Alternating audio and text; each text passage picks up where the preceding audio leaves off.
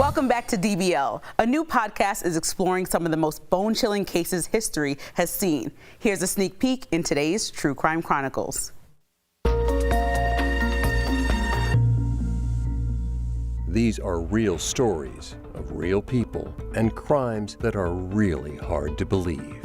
These people tend to be what I call stealth killers. They come at you when your back's turned, they come at you in the dark.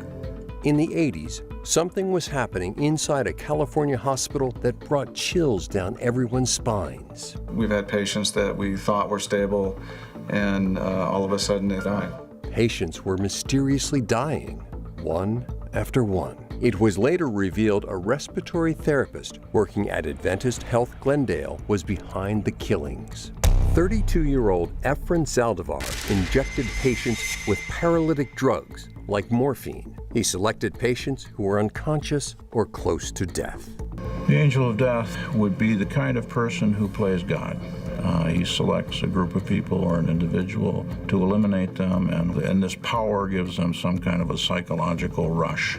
It took dozens of deaths to finally gather enough evidence and charge Efren. He confessed to 50 murders, but could he be responsible for more? Another 80s real crime mystery that captivated the nation was in September of 1985. A homeowner in Tennessee woke up to find a dead skydiver on his driveway. When police arrived, they found a skydiver wearing a bulletproof vest, infrared night goggles, with a bag. Investigators found small parcels, each containing what appeared to be a kilo of unprocessed cocaine. $15 million worth of cocaine, handguns, and thousands of dollars was in that bag. What was thought to be a freak accident actually uncovered something much bigger. The man was Andrew Thornton, a former Army paratrooper and police officer. Andrew was the head member of The Company, an international drug smuggling ring operating in Kentucky. Days after the incident, Andrew's twin-engine Cessna was found crashed into a ridge in North Carolina, along with 99 kilos of cocaine. That opened up an even bigger investigation and questions. Earlier, Tori and I spoke with the host of this brand new podcast. Take a look. We are joined by TV and podcast host Stephanie Bauer. So excited to see you. Thank you for coming on DBL. One episode explores mysterious deaths of patients at a California hospital in the 80s. We later learned that it was a staff member that was actually murdering them.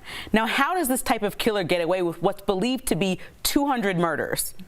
Isn't it crazy to think that he can get away with this for so long and at multiple hospitals? And the craziest part is yes, it's in hospitals where patients, trust the doctors and the nurses with their lives. And all of these patients were not in for anything major. For example, one was a hip replacement. Oh my gosh. And the person dies. And then there was an anonymous tip from a caller to detectives that led to a love triangle in the hospital, and then they zeroed in on one suspect. Now, the suspect was doing it for so long, and like I said, over different hospitals, so the victim count is, could be the biggest mass murder in U.S. history because it could be up to 200 victims. Oh, my word. Another episode I want to talk about, Stephanie, dishes on how the skydiving accident unraveled this international drug smuggling ring operation.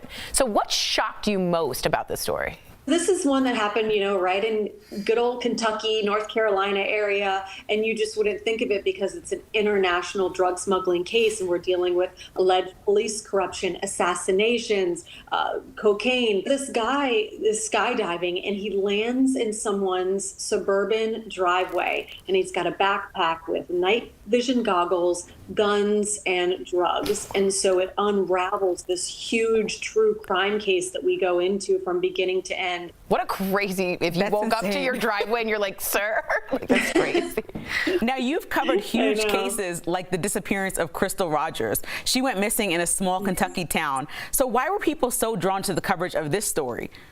it's sad because when women disappear, and I do a lot of disappearance cases, is there's no answers for the family. And some things seem so clear cut about, for example, who the family thinks did it. And it's just, you wonder, why can't justice be served? For me as a true crime fan, you like and enjoy watching the cases that have been solved, but you almost get this greater thrill from ones that haven't been solved because you almost feel like you can help. You also got to interview Stephen Avery's family as part of making a murder documentary. What was that like? And I really wanted to know if you think Stephen's innocent or guilty.